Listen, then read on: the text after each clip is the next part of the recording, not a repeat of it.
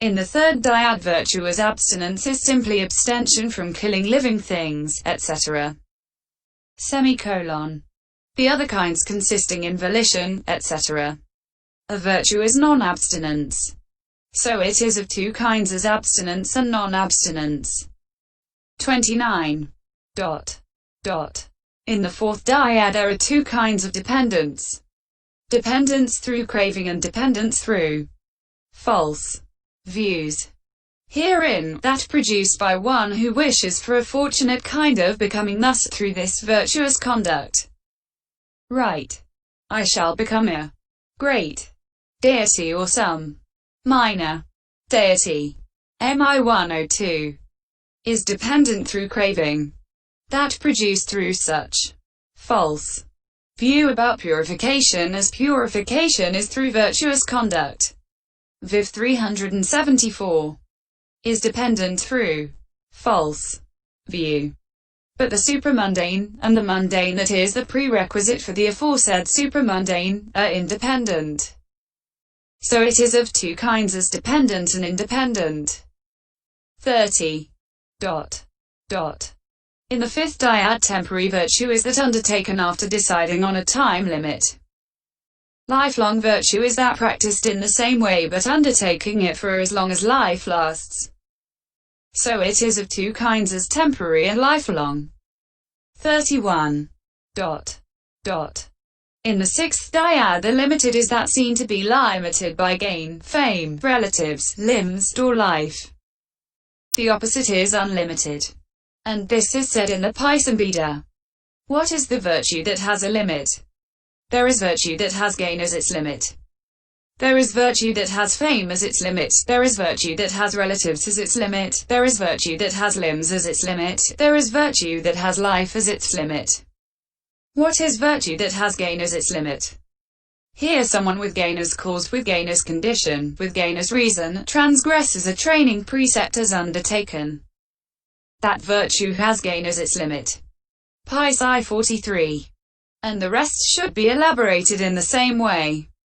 Also in the answer dealing with the unlimited, it is said, what is virtue that does not have gain as its limit? Here someone does not, with gain as cause, with gain as condition, with gain as reason, even arouse the thought of transgressing a training precept as undertaken. How then shall he actually transgress it? That virtue does not have gain as its limit. Paþis I 44. And the rest should be elaborated in the same way. So it is of two kinds, as limited and unlimited. 32. In the seventh dyad, all virtue subject to cankers is mundane. That not subject to cankers is supramundane. Herein, the mundane brings about improvement in future becoming and is a prerequisite for the escape from becoming, according as it is said. Discipline is for the purpose of restraint. Restraint is for the purpose of non-remorse. Non-remorse is for the purpose of gladdening. Gladdening is for the purpose of happiness. Happiness is for the purpose of tranquility. Tranquility is for the purpose of bliss. Bliss is for the purpose of concentration. Concentration is for the purpose of correct knowledge and vision. Correct knowledge and vision is for the purpose of dispassion. Dispassion is for the purpose of fading away of greed. Fading away is for the purpose of deliverance. Deliverance is for the purpose of knowledge and vision of deliverance. Knowledge and vision of deliverance is for the purpose of complete extinction of craving, etc. Closing square bracket. Through not clinging. Talk has that purpose, counsel has that purpose, support has that purpose, giving ear has that purpose, that is to say, the liberation of the mind through not clinging. Vin v 164. The supramundane brings about the escape from becoming and is the plane of reviewing knowledge. So it is of two kinds, as mundane and supramundane. 33. In the first of the triads, the inferior is produced by inferior zeal, purity of consciousness, energy, or inquiry. The medium is produced by medium zeal, etc. The superior, by superior zeal, and so on. That undertaken out of desire for fame is inferior. That undertaken out of desire for the fruits of merit is medium. That undertaken for the sake of the noble state, thus this has to be done, is superior. Or again, that defiled by self-praise and disparagement of others, etc. Thus, I am possessed of virtue, but these other bhikkhus are ill-conducted and evil-natured. MI 193 is inferior. Undefiled mundane virtue is medium. Supramundane is superior. Or again, that motivated by craving, the purpose of which is to enjoy continued existence, is inferior. That practiced for the purpose of one's own deliverance is medium. The virtue of the perfections practiced for the deliverance of all beings is superior. So it is of three kinds, as inferior, medium, and superior. 34.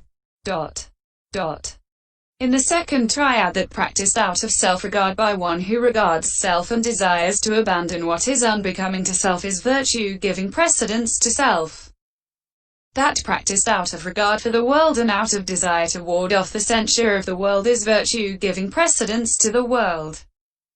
That practiced out of regard for the Dharma and out of desire to honor the majesty of the Dharma is virtue giving precedence to the Dharma. So it is of three kinds, as giving precedence to self, and so on. 35. In the third triad, the virtue that in the dyads was called dependent, no. 5. Is adhered to because it is adhered to through craving and false view. That practiced by the magnanimous ordinary man as the prerequisite of the path, and that associated with the path in trainers are not adhered to. That associated with trainers and non-trainers fruition is tranquilized. So it is of three kinds, as adhered to, and so on. 36. In the fourth triad, that fulfilled by one who has committed no offense or has made amends after committing one is pure.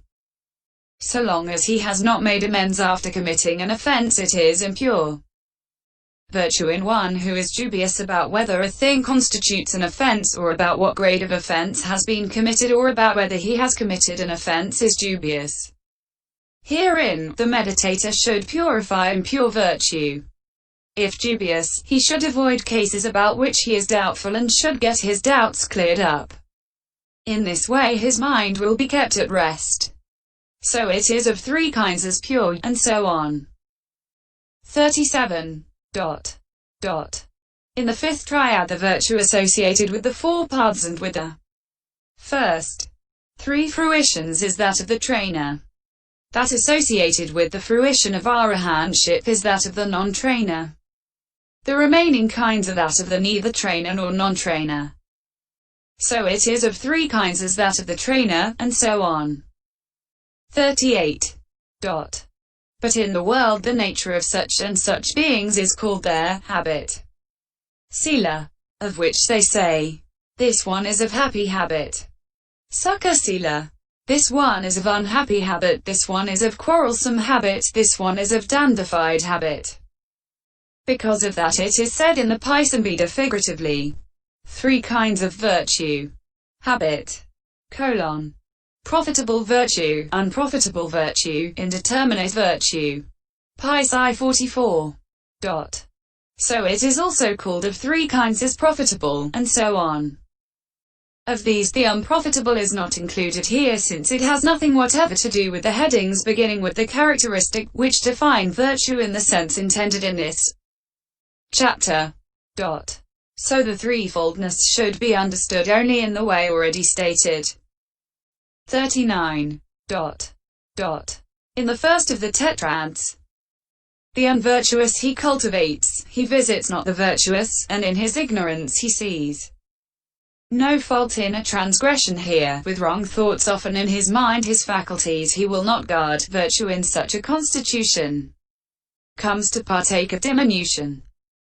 But he whose mind is satisfied with virtue that has been achieved, who never thinks to stir himself and take a meditation subject up, contented with mere virtuousness, nor striving for a higher state, his virtue bears the appellation of that partaking of stagnation.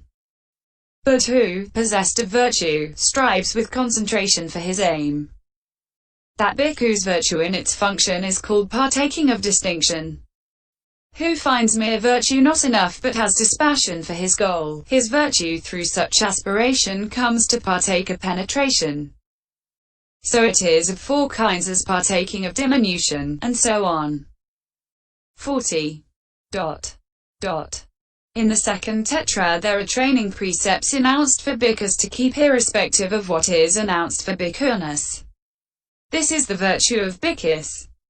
There are training precepts announced for bhikkhunis to keep irrespective of what is announced for bhikkhus. This is the virtue of bhikkhunis. The 10 precepts of virtue for male and female novices are the virtue of the not fully admitted. The 5 training precepts, 10 when possible, as a permanent undertaking and 8 as the factors of the appositade, for male and female lay followers are the virtue of the laity. So it is of 4 kinds as the virtue of bhikkhus, and so on. 41. In the third tetrad the non-transgression on the part of Uttarakuru human beings is natural virtue. Each clan's or locality's or sect's own rules of conduct are customary virtue. The virtue of the Bodhisattva's mother described thus. It is the necessary rule, Ananda, that where the Bodhisattva has descended into his mother's womb, no thought of men that is connected with the cords of sense desire comes to her. D213 is necessary virtue. But the virtue of such pure beings as Mahakasalpa, etc., and of the Bodhisattva in his various births is virtue due to previous causes. So it is of 4 kinds as natural virtue, and so on. 42. In the fourth tetrad, opening parenthesis, a. The virtue described by the Blessed One thus. Here a bhikkhu dwells restrained with the patimokkha restraint possessed of the proper conduct and resort, and seeing fear in the slightest fault, he trains himself by undertaking the precepts of training. Viv 244. Is virtue of patimokkha restraint. Opening parenthesis. B. That described thus. On seeing a visible object with the eye, he apprehends neither the signs nor the particulars through which, if he left the eye faculty unguarded, evil and unprofitable states of covetousness and grief might invade him. He enters upon the way of its restraint, he guards the eye faculty, undertakes the restraint of the eye faculty. On hearing a sound with the ear, on smelling an odor with the nose, on tasting a flavor with the tongue, on touching a tangible object with the body, on cognizing a mental object with the mind, he apprehends neither the signs nor the particulars through which, if he left the mind faculty unguarded, evil and unprofitable states of covetousness and grief might invade him. He enters upon the way of its restraint, he guards the mind faculty, undertakes the restraint of the mind faculty. MI 180. Is virtue of restraint of the sense faculties. Opening parenthesis. C. Abstinence from such wrong livelihood as entails transgression of the 6 training precepts announced with respect to livelihood and entails the evil states beginning with scheming, talking, hinting, belittling, pursuing gain with garin. M275. Is virtue of livelihood purification. Opening parenthesis. D. Use of the 4 requisites that is purified by the reflection stated in the way beginning, reflecting wisely, he uses the robe only for protection from cold. MI 10. Is called virtue concerning requisites.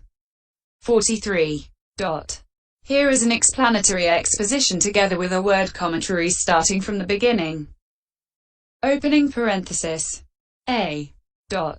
Here, in this dispensation, a bhikkhu, a clansman who has gone forth out of faith and is so styled because he sees fear in the round of rebirths, say sare bhyakanata, or because he wears cloth garments that are torn and pieced together, and so on. Restrained with the patimokkha restraint. Here, patimokkha, rule of the community. 11 is the virtue of the training precepts. For it frees. Mokketi. him who protects. Pati. It guards it, it sets him free. Mukayati. From the pains of the states of loss, etc. That is why it is called patimokkha. Restraint is restraining. This is a term for bodily and verbal non-transgression. The patimokkha itself as restraint is patimokkha restraint. Restrained with the patimokkha restraint is restrained by means of the restraint consisting in that patimokkha. He has it, possesses it, is the meaning. Dwells. Bears himself in one of the postures. 44. The meaning of possessed of the proper conduct and resort, etc. should be understood in the way in which it is given in the text. For this is said, possessed of the proper conduct and resort. There is proper conduct and improper conduct. Herein, what is improper conduct? Bodily transgression, verbal transgression, bodily and verbal transgression, this is called improper conduct. Also all unvirtuousness is improper conduct. Here someone makes a livelihood by gifts of bamboos, or by gifts of leaves, or by gifts of flowers, fruits, bathing powder, and toothsticks, or by flattery, or by being superi, or by fondling, or by going on errands on foot, or by one or other of the sorts of wrong livelihood condemned by the Buddhas, this is called improper conduct. Herein, what is proper conduct? Bodily non-transgression, verbal non-transgression, bodily and verbal non-transgression, this is called proper conduct. Also all restraint through virtue is proper conduct. Here someone does not make a livelihood by gifts of bamboos, or by gifts of leaves, or by gifts of flowers, fruits, bathing powder, and toothsticks, or by flattery, or by being superi, or by fondling, or by going on errands on foot, or by one or other of the sorts of wrong livelihood condemned by the Buddhas, this is called proper conduct. Single quote. 45. Single quote opening square bracket. Proper resort. There is proper resort and improper resort. Herein, what is improper resort? Here someone has prostitutes as resort, or he has widows, old maids, eunuchs, bhikkhunis, or taverns as resort. Or he dwells associated with kings, ministers, sectarians, disciples, in unbecoming association with laymen. Or he cultivates, frequents, honors such families as are faithless, untrusting, abusive and rude, who wish harm, wish ill, wish woe, wish no surcease of bondage, for bhikkhus and bhikkhunis, for male and female devotees, this is called improper resort. Herein, what is proper resort? Here someone does not have prostitutes as resort, or taverns as resort. He does not dwell associated with kings, sectarians, disciples, in unbecoming association with laymen. He cultivates, frequents, honors such families as are faithful and trusting, who are a solace where the yellow cloth glows, where the breeze of sages blows, who wish good,